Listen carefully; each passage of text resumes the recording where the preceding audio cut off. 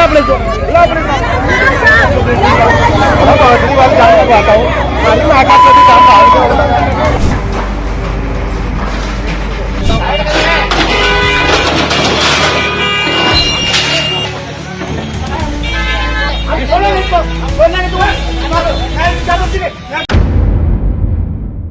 दोस्तों, एक बड़ी खबर है। बड़ी खबर दो जगह से है। दरअसल एक ऐसी खबर है जो इस बात को बताती है कि पुलिस महकमे का रवैया प्रदर्शनकारियों के साथ क्या होता है।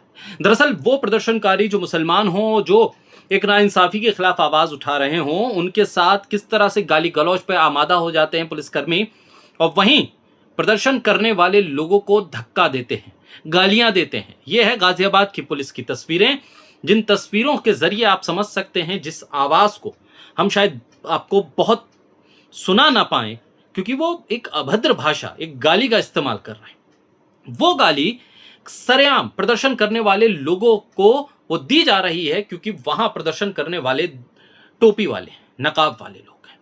दरअसल एक युवक की हत्या हो जाती है, उसके खिलाफ लोग प्रोटेस्ट करते हैं। पुलिस महकमे के तमाम जो अधिकारी हैं आसपास के वहां पहुंचते हैं और फिर गाली गलौज पे आमादा हो जाते हैं। गाली इतनी आसानी से दे दी जाती है कि मानो कोई बात ही नहीं। प्रदर्शन करने वालों को धकियाने की कोशिश की जाती है, खुलेआम गाली दी जा रही है। वहां महिलाएं भी प्रदर्शन करने वाली हैं और गाली देने वाला व्यक्ति एक पुरुष है। वो व्यक्ति एक पुलिसकर्मी भी है। वो पुलिसकर्मी जिसका काम होता है वो कानून व्यवस्था की देखरेख करे।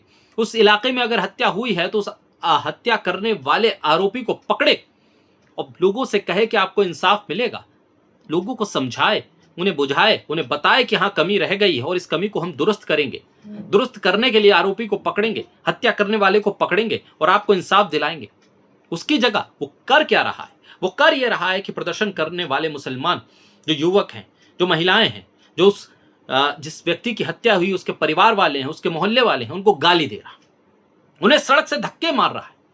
ठीक है, प्रदर्शन करने की वजह से सड़क जाम हुई, लेकिन उसका एक तरीका होता है और प्रदर्शन करने की वजह पुलिसकर्मी को शायद पता भी होगी। और उस हत्या की वजह से जो लोगों के भीतर आक्रोश है, उस आक्रोश को समझने की भी जरूरत थी। लेकिन तमाम घटनाओं के बीच एक मस्जिद जो शहीद होने से बच गई, गंज शहीदा बनारस की मस्जिद जो सदियों पुरानी है, और उस पर एक नोटिस लगा दिया जाता था कि बस आप इस मस्जिद को खाली कीजिए क्योंकि ये हमारी जद में आ रही है, रेलवे की जद में आ रही है, हम इसे हटाएंगे।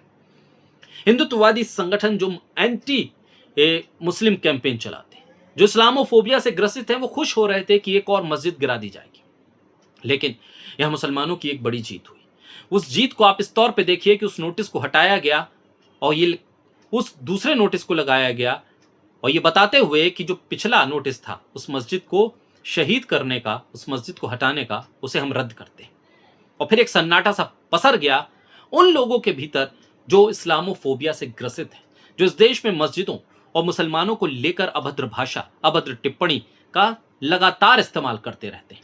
ये वो लोग हैं जो इस देश के भीतर मुसलमानों और मस्जिदों को आतंक का अड्डा या आतंकवादी तक कहने से गुरेज नहीं करते।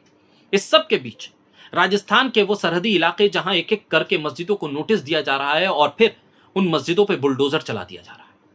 लगातार मामले कोर्ट भी पहुंच रहे हैं, लेकिन कोर्ट से फैसला आए उससे पहले मस्जिद शहीद हो जाती है। इन तमाम चीजों के इर्द गिर्द उत्तर प्रदेश में आपने संभल का मामला देखा, जहां एक मस्जिद को शहीद किया गया और उस शहीद होने वाली मस्जिद के भीतर से आई लव मोहम्मद के पोस्टर जो निकले, तो फिर हुआ क्या? हुआ ये कि मस्जिद और आसपास के लोगों के खिलाफ मामले दर्ज हो गए क्योंकि आपने आई लव मोहम्मद कह दिया।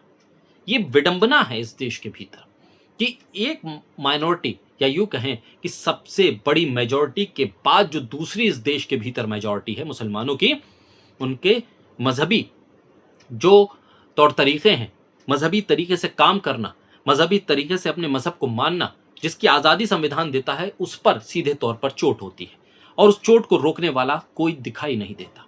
इस सब के बीच मुसलमानों को सीधे तौर पर यह कह देना, और उत्तर प्रदेश के भीतर उत्तर प्रदेश सरकार में जो पीलीभीत में एक बीजेपी के नेता की तरफ से कह दिया जा रहा है कि भाई अब बस बहुत हो गया, मुसलमान अपने दायरे में रहे। मुसलमान मुहर्रम के तमाम अय्याम जो कानून ने तय किए हैं उस हिसाब से मनाएगा तो फायदे में रहेगा। अब कौन सा कानून और किस बात की परमिशन कहां से ली जाए। कैलाश विजयवर्गीय कहते हैं कि हम काफिर हैं, हम काफिरों ने सड़क बनाई है। तो जो लोग हमें काफिर कहते हैं, यानी सीधे तौर पे वो मुसलमानों को टारगेट करके कह रहे हैं कि वो इस सड़क पर ना चलें। इस देश के भीतर हालात ये हैं कि आप बेरोजगारी पे बात नहीं करेंगे, आप शिक्षा में खामियों पर बात नहीं करेंगे, आप इस देश की अर्थव्यवस्था जो डूब रही है उस पर बात नहीं करेंगे, कानून व्यवस्था जो चरमरा रही है उस पर बात नहीं करेंगे, और इस सब से ध्यान भटकाने के लिए आप मुसलमानों पर बात करेंगे, मुसलमानों को टारगेट करेंगे, मस्जिदों को टारगेट करेंगे, मदरसों को टारगेट करेंगे और फिर उसका जश्न भी मनाएंगे। इस देश के भीतर की इकोनॉमी चरमरा रही है। विदेश नीति दुनिया भर में जिस तरह के हालात हैं उस पर सबसे कमजोर पाई जा रही है, लेकिन हम बात करेंगे कि मुसलमान कैसे टाइट हो, मस्जिद कैसे गिराई जाए, मदरसे क्यों बंद किए जाएं। उत्तराखंड के हालात आप देखिए, देहरादून के मामले आप देखिए, हिमाचल प्रदेश में क्या हो रहा है आप देखिए। ये तमाम वो चीजें हैं जो सिलसिलेवार ढंग से अचानक नहीं हो रही हैं।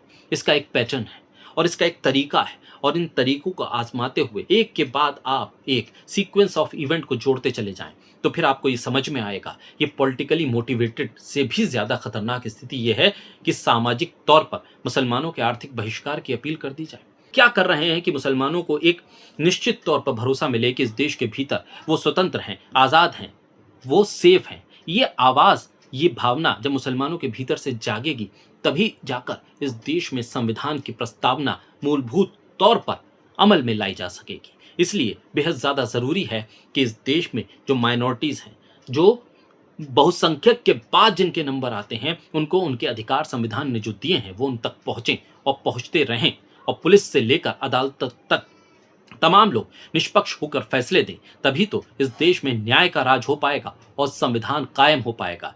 इसलिए ज़रूरी है कि संविधान के तहत काम हो और उस काम में तेज़ी भी आए।